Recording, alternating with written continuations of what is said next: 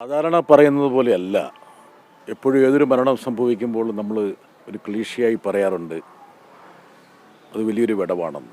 പക്ഷേ ശ്രീനിവാസൻ നമ്മളിൽ നിന്ന് വിട്ടുപോകുമ്പോൾ അത് അക്ഷരാർത്ഥത്തിൽ കേരളത്തിൻ്റെ സിനിമയ്ക്ക് മാത്രമല്ല, കേരളത്തിൻ്റെ സാമൂഹ്യ രാഷ്ട്രീയ ധാരയ്ക്കും അത് വലിയൊരു നഷ്ടമാണ്. ശ്രീനിവാസനുമായിട്ട് ദീർഘകാലത്തെ ബന്ധമുണ്ടായിരുന്നു, ഇണങ്ങിയും പിണങ്ങിയും കഴിഞ്ഞിരുന്നു. ചെറിയ ശ്രേണിയും വലിയ ലോകമെന്നുള്ള രീതിയിൽ അദ്ദേഹത്തിൻ്റെ ജീവിത സിനിമ പന്താവിനെക്കുറിച്ച് ഒരു നീണ്ട പരിപാടി തന്നെ ഞങ്ങൾ തയ്യാറാക്കിയിരുന്നു.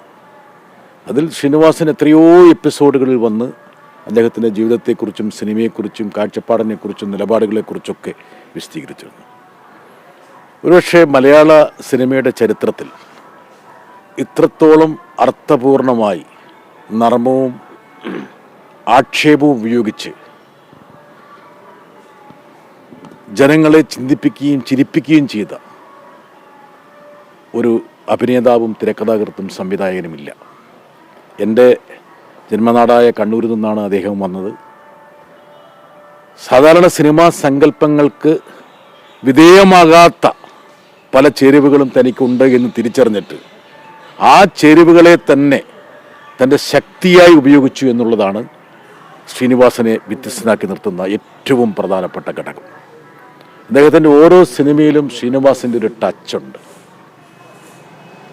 സിനിമ മുമ്പോട്ട് വെക്കുന്ന പല കാഴ്ചപ്പാടുകൾക്കും വിരുദ്ധമായി അദ്ദേഹം നീന്തിയ ആളാണ്. കാലത്തിന് മുമ്പേ എന്നൊക്കെ പറയുന്നുണ്ടെങ്കിൽ പോലും യഥാർത്ഥത്തിൽ കാലത്തെ നിയന്ത്രിച്ചൊരു വ്യക്തിയാണ് അദ്ദേഹം.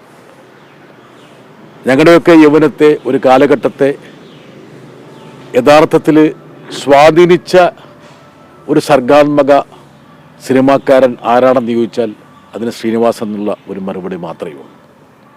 കേരള സമൂഹം അദ്ദേഹം പറയുന്നതും അദ്ദേഹം ചെയ്യുന്നതും അദ്ദേഹത്തിൻ്റെ ഓരോ ശകലങ്ങളിൽ നിന്നും പലതും ഉൾക്കൊണ്ടിരുന്നു. അദ്ദേഹത്തോട് നമുക്ക് യോജിക്കാം വിയോജിക്കാം ഓരോ കാര്യങ്ങളിൽ, പക്ഷേ അദ്ദേഹത്തെ ഒരിക്കലും അവഗണിക്കാൻ കഴിയുമായിരുന്നില്ല. ശ്രീനിവാസനാണ് ഒരുപക്ഷെ മലയാള സിനിമയെ വിദഗ്ധമായ ഒരു തലത്തിലേക്ക് നയിച്ചൊരു വ്യക്തി. എനിക്ക് ഓർമ്മയുണ്ട്, ഞാനൊക്കെ ഡൽഹി വരുന്ന സമയത്ത് 80കളിൽ ഇവിടെ മലയാള സിനിമയൊന്നും നല്ല രീതിയിലല്ല ആൾക്കാർ നോക്കിക്കണ്ടിരുന്നത്.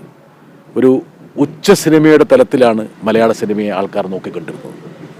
ഇവിടെ കൊണാൾ പ്ലേസിലെ റീഗൽ തിയേറ്ററിലൊക്കെ ഉച്ചപ്പടമെന്ന് പറഞ്ഞാൽ ഒരു മലയാള സിനിമയാണെന്ന് ആൾക്കാർക്കൊരു ധാരണയുണ്ടായിരുന്നു.